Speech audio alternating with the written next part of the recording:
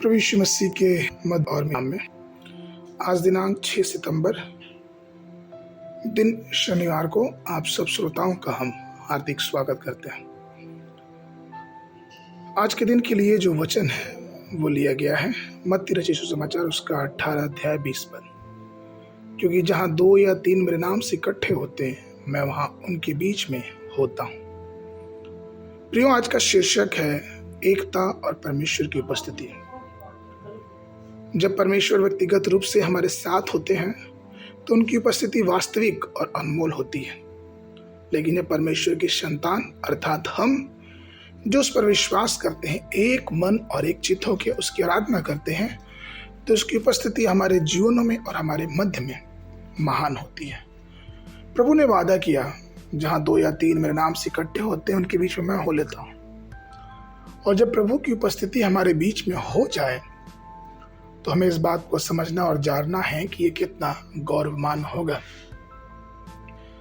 प्रभु जो सब पृथ्वी का, सब जगत का, सब ब्रह्मांड का रचने वाला है, वो महान है और वो परमेश्वर हमारे बीच में उपस्थित रहना चाहता है।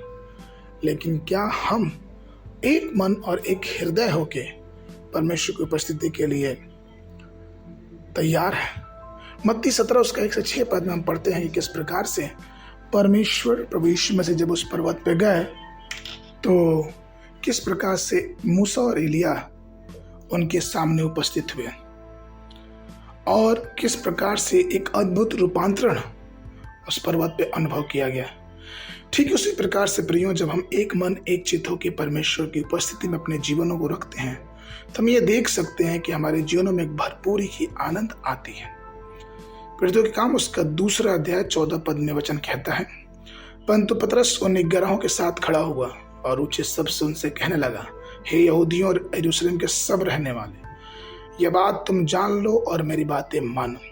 ये कैसे हुआ कि पतरस उन 11 के साथ कैसे खड़ा हुआ? ये इसलिए हुआ क्योंकि पतरस उन 11 के साथ और लगभग 120 लोगों के साथ एक मन एक चित्त होकर परमेश्वर से दुआ कर रहा था। परमेश्वर की उपस्थिति एक मन की प्रार्थना में होती है, जिससे जंजीर बंद टूट जाते हैं, बंधन और बेड़ियां टूट जाती हैं, क्योंकि परमेश्वर की आत्मा जहां है वहां स्वतंत्रता है। 2 कुरिन्थियों उसका 3 अध्याय 17 पद। इसलिए प्रियो, हमें चाहिए कि हम सब परमेश्वर की उपस्थिति में आगे बढ़ें और एक मन एक हृदय होकर परमेश्वर की महिमा करते रहें। आगे के मान के लिए यूहन्ना की पुस्तक उसका 17 अध्याय उसका 22 पद।